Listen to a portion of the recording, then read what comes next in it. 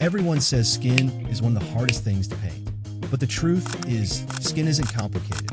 Most beginners struggle because they focus on finding the perfect skin color instead of understanding the fundamentals. Fix these 5 mistakes, and your skin paintings will instantly start looking more believable, whether you paint anime, semi-realism, or realistic portraits. Secret 1. Start with the right base color. Before doing any rendering, choose a slightly desaturated, neutral skin tone. Many beginners start with an overly saturated base color, which makes every shadow and highlight look muddy later. A neutral base gives you room to push the painting warmer, cooler, lighter, or darker without losing control of the colors. Remember, great skin isn't created by picking the perfect base color. It's created by how you shift that color throughout the painting. Secret 2. Build the form before the details. Instead of immediately blending everything together, block in the largest shadow shapes first.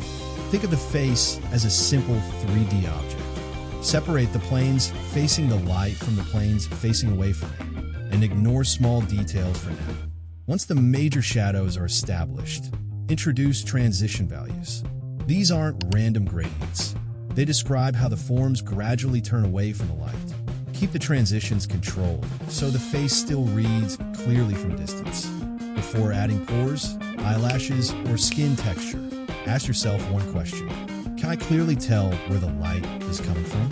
If the answer is no, details won't fix the painting. Professional artists always build strong values first and add details last. Secret 3. Skin isn't one flat color. One of the biggest reasons professional portraits look natural is because the face isn't painted with a single skin tone. Different parts of the face naturally have different color temperatures. The forehead usually leans slightly yellow because the skin is thinner over the bone. The cheeks, nose, ears, and lips become warmer and redder due to increased blood flow. Around the jawline, temples, beard area, and eyes, the colors often become cooler with hints of blue, purple, or gray. These subtle color shifts blend together to create a natural gradient across the face. Even simple rendering can look much more realistic once these color zones are in place. Secret 4.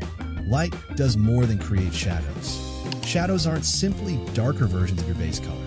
As light changes, color temperature changes too. Warm light often creates cooler shadows, while outdoor shadows frequently pick up blue light from the sky. Instead of dragging the color picker straight downward, slightly shift the hue while changing the value. After your main shadows are working, add highlights only where the surface directly faces the light source. Then introduce subtle bounce light along the shadow side, allowing nearby objects and the environment to softly illuminate the darker areas. A combination of direct light, shadow, transition, highlights, and bounce light is what makes the face feel truly three-dimensional. Secret 5. The small details that bring skin to life. Once the fundamentals are working, it's time for the finishing touches. Under strong lighting, thin areas like the ears, nose, cheeks, and fingers often glow with warm reds and oranges because of subsurface scattering. Use this effect sparingly. A little adds life, while too much looks unnatural. Next, pay attention to your edges. Don't blend everything smooth. Hard edges help define changes in form, while soft edges describe gentle transitions. Using both creates depth and makes the painting feel more natural. Finally, remember that you're not really painting skin, you're painting the anatomy underneath it. Skin simply wraps around the skull, muscles, and fat. If you understand those underlying forms, you'll always know where the light and shadows should go. Whenever your skin painting feels off, don't ask, which color should I use? Instead, ask yourself these 3 questions. Where's the light coming from? What form am I painting? Are my values clear?